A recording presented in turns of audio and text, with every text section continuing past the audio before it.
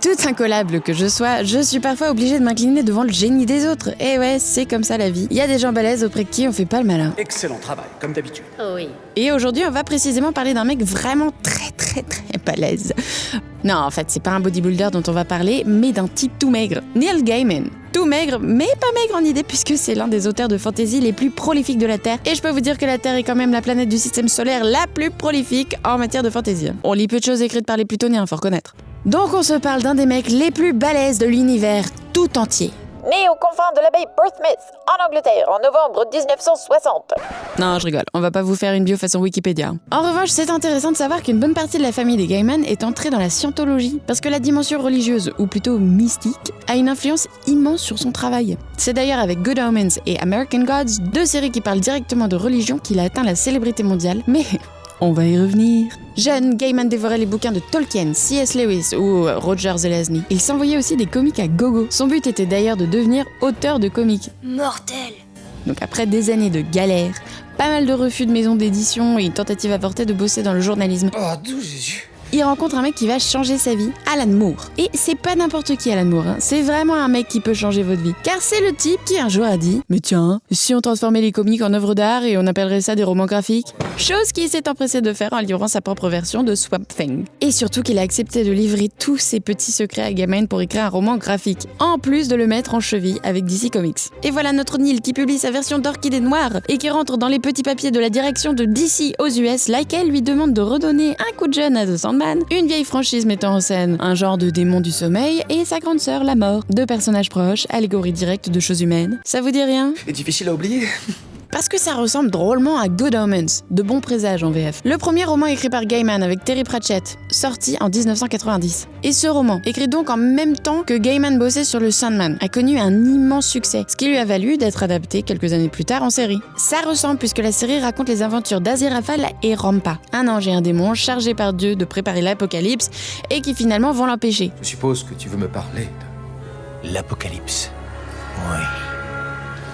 Donc deux personnages que tout oppose à la fois moralement et physiquement, mais qui se rejoignent dans un dessein commun et qui surtout ont de l'amitié l'un pour l'autre. Ce qui est assez intéressant avec Good Omens, c'est de voir comment Gaiman s'est réapproprié tout le folklore chrétien pour en faire quelque chose de nouveau, qui se mélange avec la mythologie nordique et les légendes païennes de sorcières. La série aurait pu ne jamais voir le jour.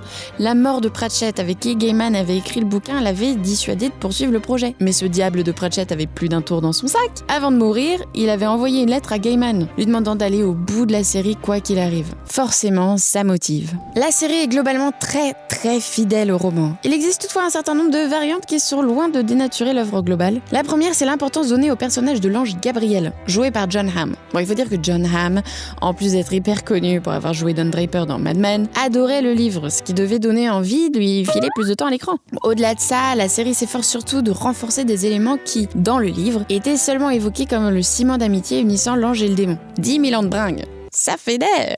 Tu ne suggères tout de même pas ce que j'imagine que tu es en train de me proposer.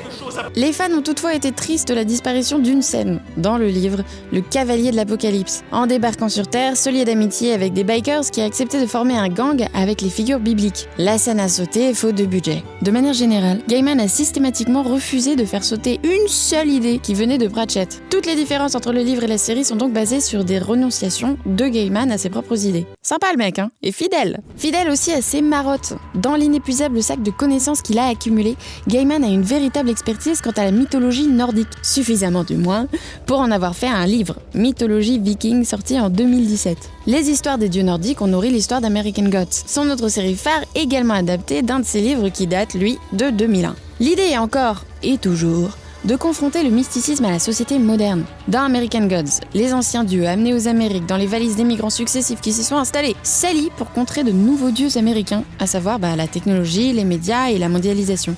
Il faut dire que Gaiman connaît bien les États-Unis puisqu'il vit dans le Wisconsin depuis les années 90. À la différence de Good Omens, Gaiman n'est pas directement le créateur de la série American Gods, mais producteur et co-scénariste. C'est Brian Fuller et Michael Green qui ont porté l'adaptation. Ces nouvelles têtes ont forcément apporté avec elles un certain nombre d'idées et la série est assez différente du livre. Pour commencer, il fallait adapter l'histoire aux années 2010, puisque le livre avait 20 ans. Pas mal de personnages se sont vus repensés, à commencer par Internet, personnifié à l'époque par un ado boutonneux, devenu au fil du temps un genre d'influenceur rap à grosse basket. Joue pas au con avec moi. Mais c'est surtout le type de narration qui a changé. Dans le livre, toute l'histoire se focalise sur Ombre et Monsieur Voyageur, dont l'identité est mystérieuse, mais qui est le chef de la troupe des anciens dieux. La série propose un récit plus choral, dans lequel chacun des dieux a sa propre histoire. Et il y en a beaucoup, comme dans le Hall of Gods. Mais surtout, le propos s'est étoffé.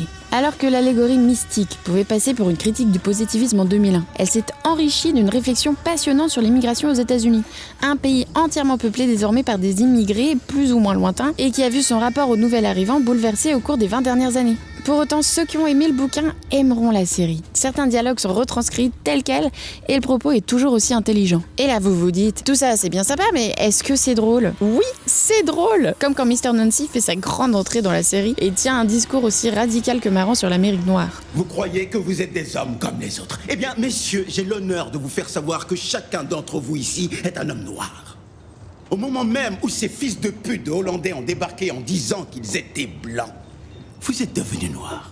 Et ça, c'est le plus joli des petits noms qu'ils vous donnent. Bref, Gaiman est un genre de génie qui réussit le tout de force d'essorer la pop culture pour livrer un propos singulier. D'ailleurs, il n'hésite pas à jouer de son image de geek génial, comme dans cet épisode de Big Bang Theory, où il pèse une tête de caméo dans la librairie BD de Stuart. Et nos héros l'envoient chier.